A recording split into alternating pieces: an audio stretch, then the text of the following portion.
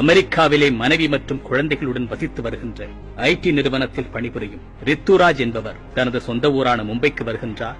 தன் தாய் மாத்திரம் வசித்து வந்த வீட்டிற்கு சென்று அழைப்பு மணியினை பல தடவை ஒலிக்கச் செய்தும் கதவு திறக்கப்படவில்லை. வேறு சாவியை போட்டு பூட்டை திறந்து பார்க்கின்றார். அங்கே அந்த வரவேற்பறையிலே அவரை 10 மாதம் சுமந்து வளர்த்த தாயானவர் எலும்புக்கூடாக கிடக்கின்றார். சோஃபாவில் அமர்ந்த நிலையிலே எலும்புக்கூடாக கிடக்கின்றார் அந்த தாய். 2016ஆம் ஆண்டு, அதாவது சென்ற ஆண்டு ஏப்ரல் மாதத்தில்தான் கடைசியாக தாயிடம் பேசினேன் என்று அந்த மகன் கூறுகின்றார். ஏறக்குறைய 1.5 ஆண்டுகளாக போகிறது. இத்தனை தொழில்நுட்பங்களும் அறிவியலின் அபார வளர்ச்சியும் இருக்கின்ற இந்த காலகட்டத்திலே, அதுவும் ஐடி நிறுவனத்தில் பணிபுரிகின்ற ஒரு நபரால் 1.5 ஆண்டுகள் தன் பெற்ற தாயுடன் பேசாமல் இருக்க முடிகின்றது. இது எப்படி சாத்தியமானது? அப்படி என்ன இயந்திர வாழ்க்கையை நாம் வாழ்ந்து கொண்டிருக்கின்றோம்?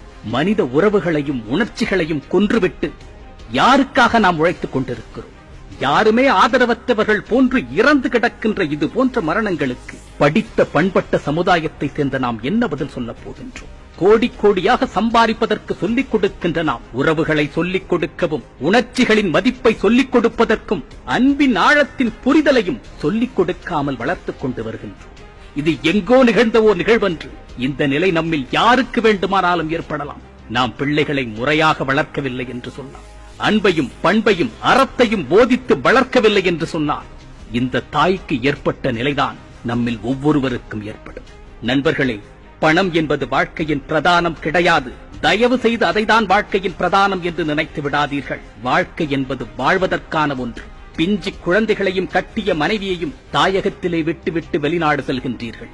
தனது குடும்பத்தின் பொருளாதார முன்னேற்றத்திற்காக தனது உடல், பொருள், ஆவி அத்துணையையும் அந்நிய நாட்டிற்கு அர்ப்பணித்துவிட்டு, தனது ஆசை, பாசம், காதல் அத்தனையும் மண்ணில் போட்டு புதைத்துவிட்டு இரும்பு மனதுடன் உழைத்துக் கொண்டிருக்கும் கடல் கடந்து வாழும் என் அன்பு சகோதரர்களே, தயவு செய்து என்னை தவறாக எண்ணாதீர்கள். எவ்வளவு முடியுமோ அவ்வளவு சீக்கிரம் உங்கள் தேசத்திற்கு திரும்பி வந்து உங்கள் குடும்பத்தினருடன், உங்கள் பிள்ளைகளுடன், உங்கள் மனைவியுடன் மனதார ஒருவேளை உணவாயினும் அதை ஆனந்தமாக உண்ணுங்கள்.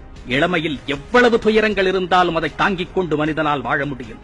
ஆனால் முதுமை என்பது எவ்வளவு செல்வங்கள் நிறைந்திருந்தாலும் துயரங்கள் நிறைந்ததாக மாத்திரமே இருக்கும். நீங்கள் இளமையெல்லாம் தொலைத்துவிட்டு, இளமை காலத்தையெல்லாம் எவனுக்காகவோ உழைத்துக் கொடுத்துவிட்டு, இளமையிலும் உங்கள் இன்பத்தை இழந்து முதுமையிலும் துயரப்பட வேண்டுமா? கடந்து போன காலத்தையும் தொலைந்து போன இளமையையும் உங்களால் மீட்டெடுக்கவே முடியாது. உங்கள் பிஞ்சு குழந்தைகளின் பஞ்சு கரம் பிடித்து நடைபழக்குகின்ற ஆனந்தத்தை நீங்கள் எத்தனை லட்சம் செலவழித்தாலும் திரும்ப பெற முடியாது. அவன் கொஞ்சு மொழியையும் கொவ்வை சிரிப்பையும் நீங்கள் எத்தனை கோடி கொடுத்தாலும் வாங்கிவிட முடியாது. நீங்கள் பணத்தை அனுப்பி வைத்து விட்டாலே உங்கள் பிள்ளைகளை எல்லாம் வளர்த்துவிட முடியும் என்று நம்பிக்கொண்டிருக்காதீர்கள். நீங்கள் வளர்த்தால்தான் அவர்கள் வளருவார்கள்.